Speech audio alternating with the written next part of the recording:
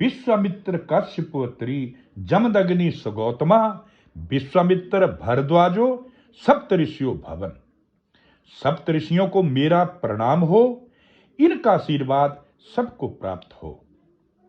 राजा विश्वामित्र, जी हां, राजा विश्वामित्र कैसे बने ब्रह्म ऋषि, इसे जानने के लिए आप मेरी वीडियो को अवश्य देखें।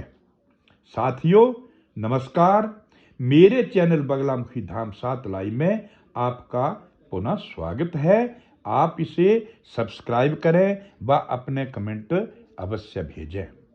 मित्रों, यह एक पौराणिक कथा है।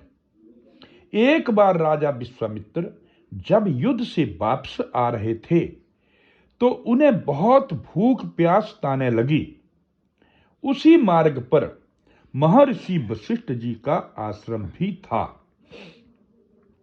आश्रम के पास रुककर राजा विश्वामित्र ने ऋषि वशिष्ठ से पानी पीने की इच्छा जाहिर की।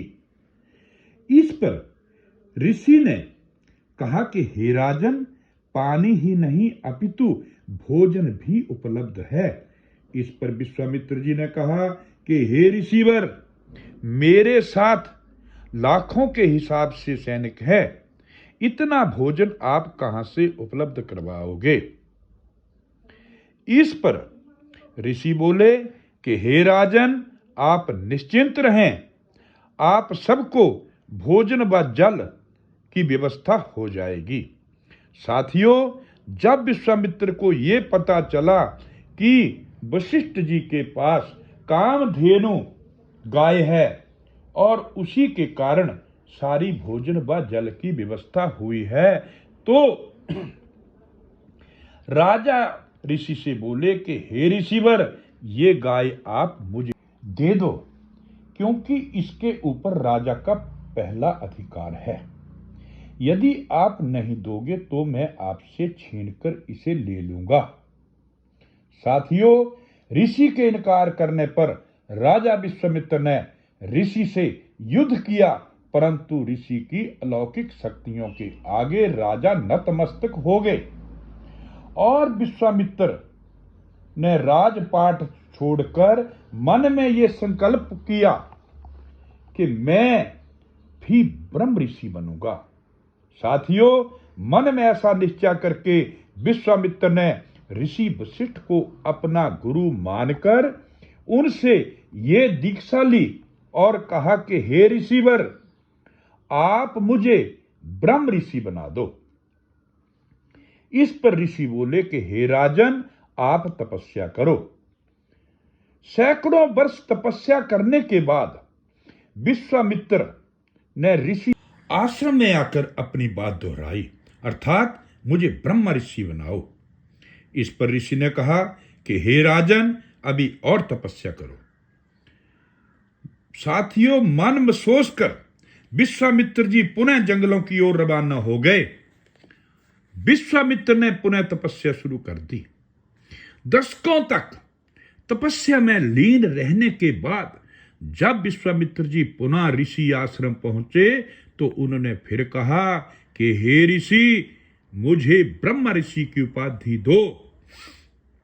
इस पर ब्रह्म ऋषि की उपाधि मांगने पर वशिष्ठ जी का पुनः वही उत्तर मिला कि हे राजन, अभी और तपस्या करो।